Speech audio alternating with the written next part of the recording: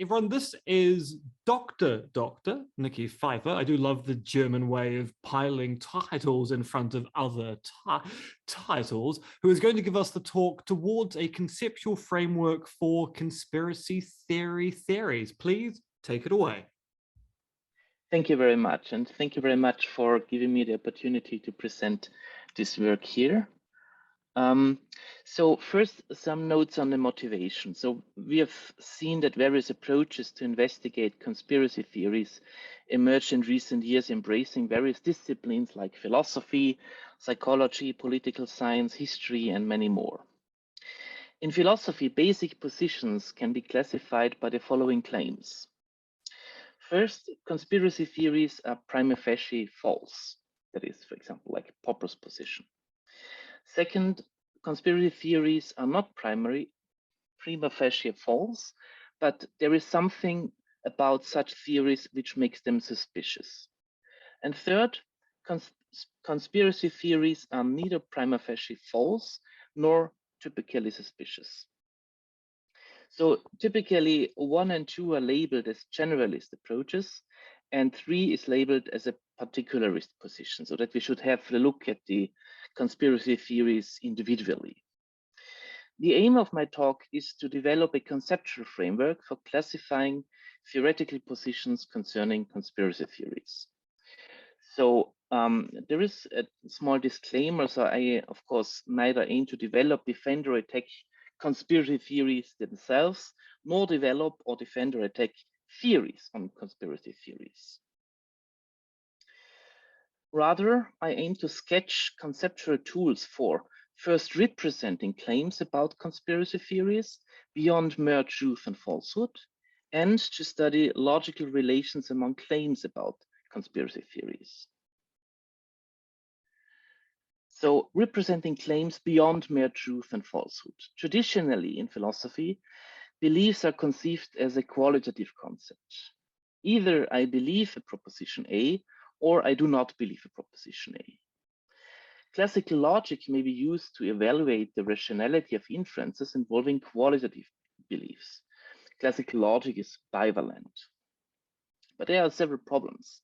For example, logic is monotonic. This means that you cannot retract conclusions in the light of new evidence. If you have a logically valid argument, and if you add some more premises, the conclusion remains valid. So for example, if you say birds fly, Tweety is a bird, then you can infer that Tweety can fly. But if you learn that Tweety is a penguin as an additional premise, still it follows that Tweety can fly, even if we know that penguins don't fly. So this is quite bad for modeling common sense arguments. The other problem involves conditionals, if-then constructions. And there are well-known paradoxes of the material conditional. So there is nothing paradoxical about the notion of conditional in logic itself, but rather it becomes paradoxical if you apply that to everyday arguments. For example, the inference C, therefore if A then C, and this one is interpreted as in logic, is logically valid. And if you instantiate, for example, Vienna is the capital of Austria, this implies logically that if the moon is made of green cheese, then Vienna is the capital of Austria, which does not make sense. And this is one of these paradoxes of the material conditions. So there's something wrong about using logic to model common sense reasoning involving conditionals. And of course, logic, as it is bivalent, you only have 2 truth values, it's unable to deal with degrees of belief. And in everyday life, we want to assign that we believe something more or less than something else, and not just say it's true or false and nothing in between. So hence, I'd say that classical logic is impractical or inappropriate to model common sense reasoning. Probabilistic approaches became attractive in formal epistemology and also in the psychology of reasoning. And I want to propose coherence-based probability logic, and I will explain in a minute what that means, because it is non-monotonic. It allows you to withdraw conclusions in the light of new evidence. So you don't have this monotonicity problem as in logic. Conditionals are not interpreted as beliefs or probabilities of material conditionals. Rather, conditionals, beliefs in conditionals are interpreted as conditional probability assertions. And there is a lot of psychological evidence showing now that people actually interpret conditionals, indicative and counterfactual ones, as conditional probabilities. And this also helps to avoid the paradox of the material conditional. They are actually blocked. So if you have, for example, the premise C is the probability of X, this implies only a probabilistically non-informative conclusion that the conditional probability of C given A is anywhere between 0 and 1. So you cannot infer anything informative from this premise alone. If you would replace here the conditional probability by the probability of the material conditionals in logic, you would obtain here X as a lower bound and 1 as the upper bound, where you again inherit the problem of the paradox of the material conditional in probability logic.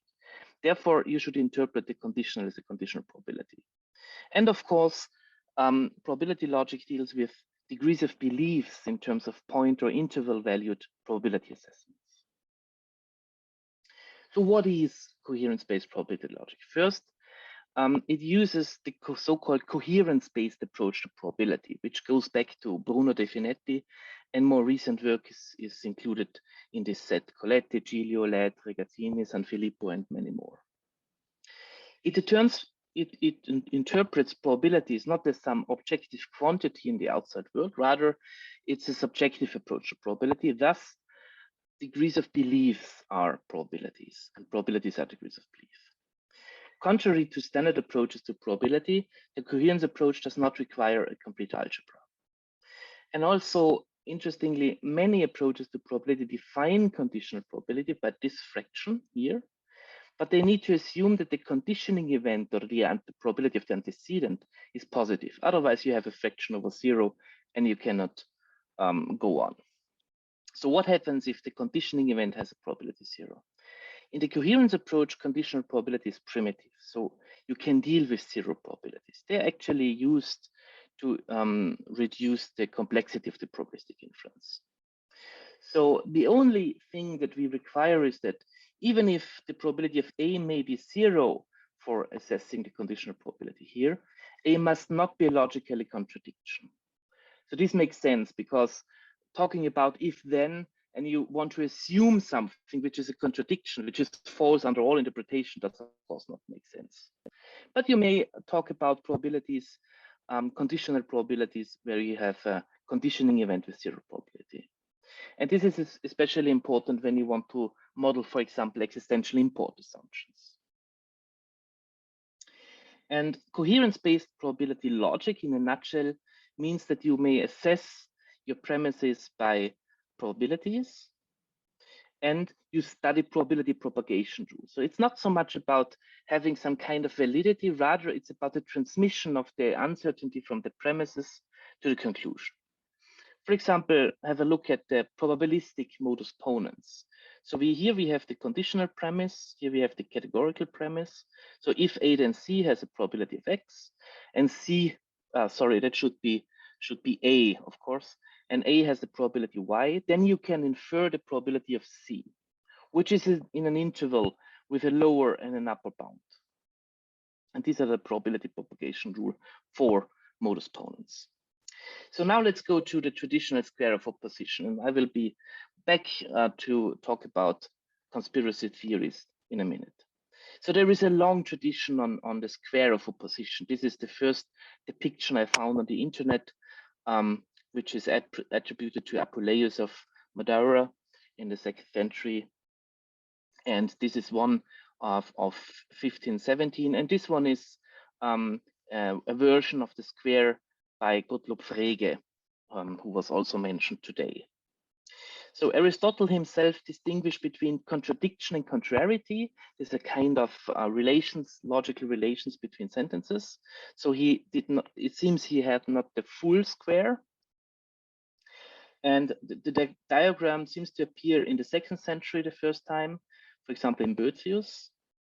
It became popular in medieval times. Then many people studied the square of opposition, and it was recently revisited and even extended towards a hexagon, where there is also something here at the top, and at the bottom, which I will show you also in a minute.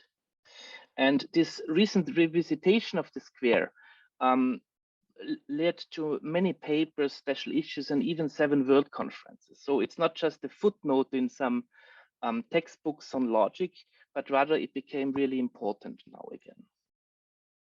And the goal of my work is to apply the probabilistic version of the square and the hexagon of opposition, which Giuseppe Sanfilippo and I developed recently. And we want to apply this work as a conceptual framework for conspiracy theories. So what is the square composed of, the traditional squares? There are 4 basic sentence types, and they are called labeled A for every S is P, I some S is P, E every S is not P, and O some S is not P. And then you can study systematically all the logical relations among these 4 sentence types. And in general, these logical relations are as follows. Consider 4 sentences S1 to S4. Then it could be that these 2 sentences cannot both be true. And in the square, it's called contraries. So they stand in contrary relation to each other if they cannot both be true. It could also be that they cannot both be false, and such relations are called subcontraries. If they are both contraries and subcontraries, they are contradictory. So they mutually exclude each other. If you know that this one is true, you automatically know that this one is false, and vice versa. And it could also be that one sentence implies or entails the other ones. So this is called subalternation. So S3 in this case is a subaltern of S1. So these are all possible relations in the square of opposition. Let's plug in the traditional sentence types used in Aristotelian syllogistics, for example. Every S is P, every S is not P, or no S is P, and some S is P and some S is not P. And here it can be proven that these sentences stand in just these relations, in these logical relations to each other. So every S is P and every S is not P, they cannot both be true. It could be that both are false, but for sure they cannot both be true. Subcontraries, you could say these are the contingent sentences. They cannot both be false, but they are, of course can both be true. And using existential import assumptions allows you to infer from every S is P. So if you assume that there are some S, you can infer that some S is P. Likewise, from no S is P or every S is not P, you can infer that some S is not P. And of course, if all S are P or every S is P, then you know for sure this is contradictory to some S is not P, and vice versa. So now let's generalize this idea towards a probabilistic interpretation. We interpret every S as P by the corresponding conditional probability P given S is equal to 1, which yields the assessment with a singleton 1 here. No S is P or every S is not P is interpreted the conditional probability of not P given S is 1. That is, you assess the conditional event P given S with the value 0 only. Some S is P is interpreted as a positive conditional probability of P given S. That is the full interval without 0, the full unit interval. And some S is not P is interpreted with the conditional probability of not P given S. That is the full interval excluding 1. So these are the probabilistic interpretations of the basic sentence types of syllogistics. And this yields the following probabilistic square of opposition. And we have here the sentence of type A interpreted probabilistically as a conditional probability equal to 1. Here we have the sentence type E, so no SSP with probability 0. And here we have positive probabilities. And we have proven that all these relations hold also in the probabilistic version of the traditional square. Now, when you use probabilities, as I mentioned at the beginning, you have also the advantage that you have also quantifiers in between some, in the meaning of at least 1, and all. So you have generalized quantifiers. You have the tools to model generalized quantifiers like most SRP or almost all or many and so on. And we can do this with assigning, having a generalized quantifier. So the Q stands for example, for most or almost all, which is interpreted with a threshold. So, and the threshold should be strictly greater than 1/2. And with this, you can generalize these basic sentence types as follows. So Q greater or equal than this threshold X, which is strictly greater than 0.5, SRP with this one. And this is the corresponding assessment on the conditional when P given A. And in the same sense, not P given S is also greater than X.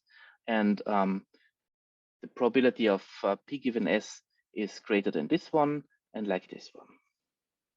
So if you replace X with 1, you will obtain the traditional sentence types A, E, and O. And of course, the choosing of X is maybe context dependent. It depends on you as the user. And it allows for modeling various linguistic expressions like most, almost all these kinds of generalized quantifiers. Here is a square, the generalized square for using generalized quantifiers, the probabilistic version. So the probability of P given S is greater or equal than X. And this is contradictory to the conditional probability of P given S is strictly less than this threshold. Note that we assume that the threshold is always greater than 1/2. Otherwise, the square would turn itself upside down. And we have shown that all the logical relations hold also for the generalized square of opposition. Now, in the last century, people found out that the square is not enough to study all the relations, because there are also two further new sentence types, namely U, that is the conjunction of the I sentence and the O sentence. That is some, for example, now I'm plugging in and apply the square to conspiracy theory claims, right? So, for example, every conspiracy theory is X, and for X you can insert, for example, suspicious, or is a good explanation, or is a bad explanation, what have you. So this sentence here is the application of the probabilistic square of opposition and the hexagon of opposition to conspiracy theories with these semantics here, with the conditional probability equals to 1. And this is, of course, contradictory to some conspiracies do not have this property X, and vice versa. And the new sentences here are the conjunction of these two sentences. As you can see here, some conspiracy theories have the property X and some others do not have this property X. And this conjunction here, of course, implies its conjuncts. So this is the left half here, and this one implies the right half of the conjunction here. And here we have the contrary relations between the sentence type U, so the conjunction, and E, and this is also contrary, and this is contradictory to the disjunction over there, when this is also the top of the hexagon, which is the sentence Y, that is the disjunction of the top two sentence types. So every conspiracy theory is X, or no conspiracy theory is X. And this allows you to give a structure to claims about conspiracy theories and visualizes all the logical relations among these different claims. So you might consider, okay, so why is this useful? Maybe you can consider to classify generalist approaches about conspiracies here in the upper half of the hexagon, right? And particularist approaches or positions towards conspiracy theories are located here at the bottom. And you can even further generalize this observation when you use generalized quantifiers. And if you replace, for example, all and no by most, and most are not, right? And then you obtain again the full hexagon of oppositions with all the logical relations. And you can think about what does this mean with respect to generalist and particularist approaches. So if you say that, okay, some generalists might use the words all or every, but they actually mean most and almost all, then some kind of weak versions of generalist approaches are located again here at the top. This is one option to look at this. And the other way is to say, okay, in this generalized square of opposition, the probabilistic version using generalized quantifiers, all these positions are different kinds of particularist positions concerning conspiracy theories. So I'm going to make now these observations. So the probabilistic hexagon with standard quantifiers classifies claims of type A, all, E, no, and the disjunction to generalist positions. Claims of type I, so some and some are not, and the conjunction correspond to particularist positions. The probabilistic hexagon with generalized quantifiers. For this, I have the following observation. So if weak generalists, maybe we can call them in this way, mean by all, every something weakerized, so that should be no, of course, all and no, something like almost all or very few, respectively. Their claims are located in the upper half of the hexagon. And all types of claims may also be conceived as different particularist positions. So this yields my concluding remarks. Probability assessment allows to assign degrees of beliefs of claims and gives you a way and tools beyond just saying something is true or false. The square and hexagon of opposition allows for visualizing logical relations among claims. Generalist and particular positions with respect to conspiracy theories can be identified and classified within the hexagon. Weak generalists, maybe, if you want to call it them in this way, or in general particular positions, can be located in the hexagon involving generalized quantifiers. The basic claims in the hexagon can be adapted flexibly to cover various kinds of claims about conspiracies, ranging from different disciplines. For example, from philosophy that here again insert whatever quantifier you like every or most or many or no or whatever. Conspiracy theories are prima facie false, not prima facie false, but suspicious. So that would be that two kinds of generalist approaches are neither prima facie false nor suspicious particularist approaches, or they are believed because of mental disorders. These are this kind of often in social science pejorative approaches towards conspiracy theory. Or some political scientists may claim that conspiracy theories are potentially harmful, or some might claim that conspiracy theories are good or bad explanations of events. So thank you very much for your attention.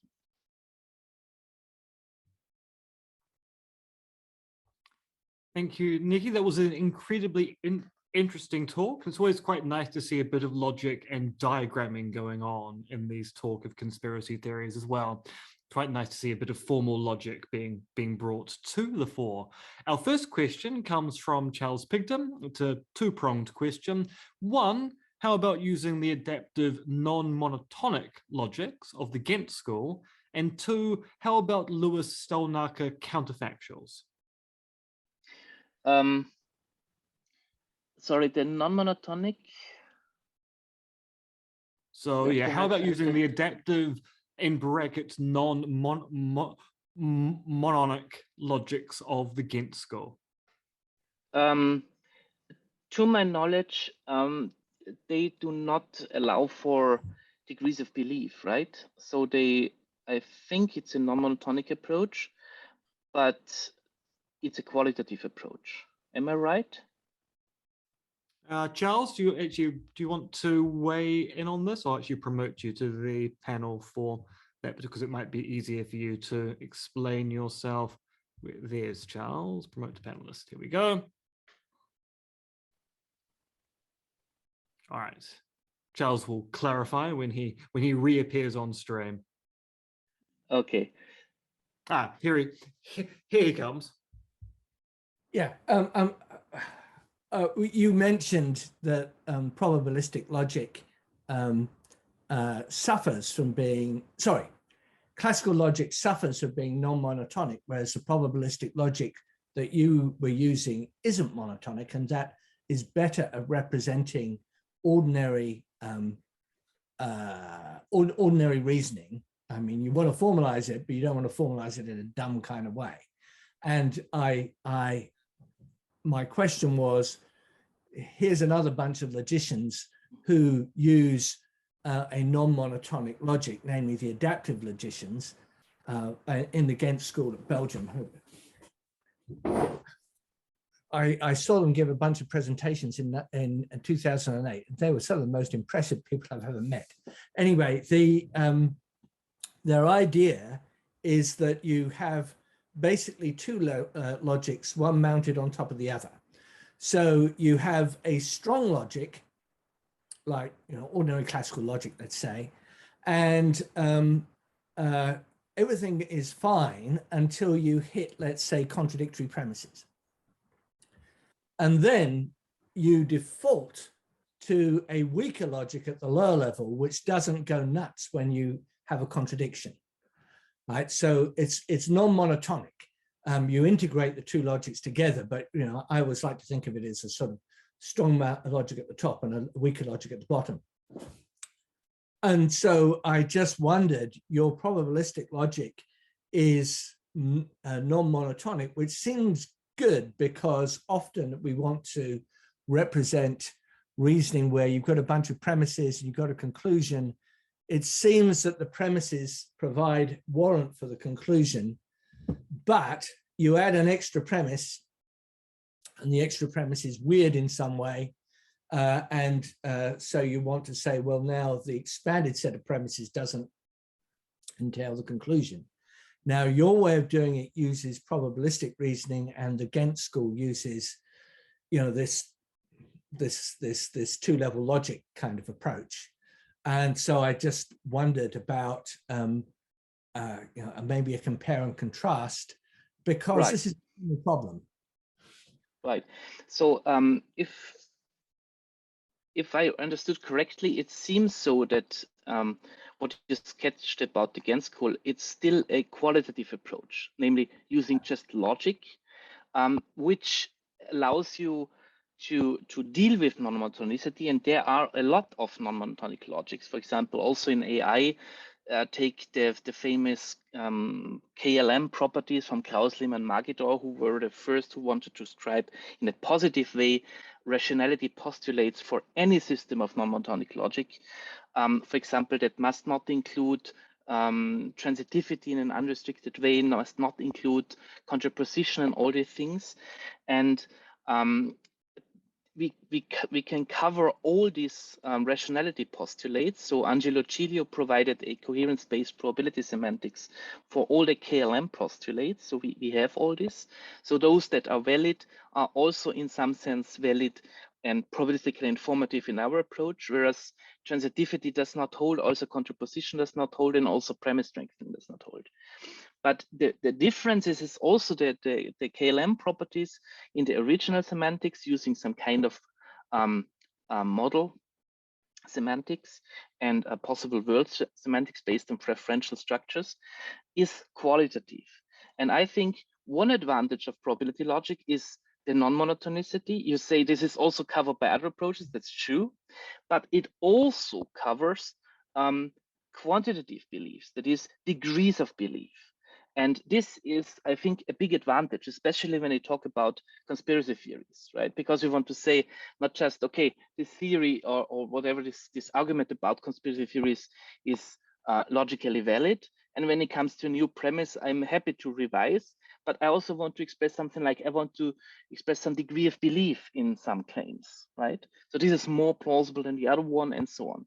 And you can, of course, use probability logic in a qualitative way if you restrict yourself to value zeros and ones and maybe to the unit interval, right? but you have also the opportunity to talk more flexibly about these things. And I also wonder, this is one thing, and the other thing is that I wonder how the conditional is treated in some other approaches, right? So the conditional is very well treated, I would say, in the coherence-based approach, because I run a lot of experiments on how people actually draw inferences from uncertain premises, and it seems that most people satisfy the constraints imposed on the conclusion given by probability logic. So they satisfy the normative predictions for all the rules of system P. They also seem to understand that contraposition is non-informative, that premise strengthening is non-informative. They also understand that the paradoxes of the material conditional, so rephrased in a neutral way, are non-informative. And there is also a famous task called probabilistic truth table task, where you are given the probabilities of all the truth table cases, and when you are presented with this, you are asked, what is the probability of if then, right? And as all the probabilities are given, you can calculate either the probability of the material conditional or the conditional probability. And very interestingly, most people, also those who had already some training in logic, interpret conditionals by conditional probabilities. So at the end, when you do this task several times, more than 80% interpret conditionals and conditional probabilities. And I have done this with indicative conditionals with neutral content, like there is a die with certain colors and shapes. For example, if the side of a die thrown in a random way shows a circle, then it shows a white figure, right? So there is really in some sense abstract way, because there is no connection between shape and color. You only know what you see on the sides of the die. And we have done this with causal conditionals, where you have an isomorphic task, but where you have a clear causal relation between the antecedent and the consequent. And we've rephrased both conditions as indicatives and also as counterfactuals. And in all four conditions, conditional probability was the best predictor. So this is a strong indicator for the belief that people interpret conditionals and also counterfactuals as conditional probabilities. And there is another interesting thing that some people, because this was also mentioned today, on inferentialism, right? Some people say there is more than conditional probability. You need some inferential connection between the antecedent and the consequent in order to assert the conditional. But in this truth table task, it turns out that you can calculate actually an inferential strength, for example, in terms of a positive relation that the probability of B given A should be greater than the probability for B given not A, right? And you have a positive causal relation. And independently, whether this value, this delta P value is positive, negative, or even zero, it's always the conditional probability with more than 80%, which is the best predictor for human responses.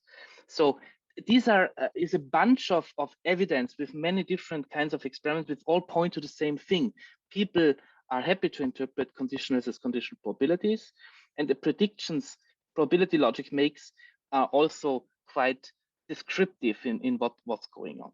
So for this reason, I have, and there is of course also some history, right? Why I'm using probability logic. I'm collaborating with people in this field, with Angelo Giglio and Giuseppe Sanfilippo, who are directly mathematicians working in the field of coherence-based probability theory. And this allows me to dig into this field, because my training is philosophy and psychology, and I'm not a mathematician to do all these things. So I'm very happy about this collaboration.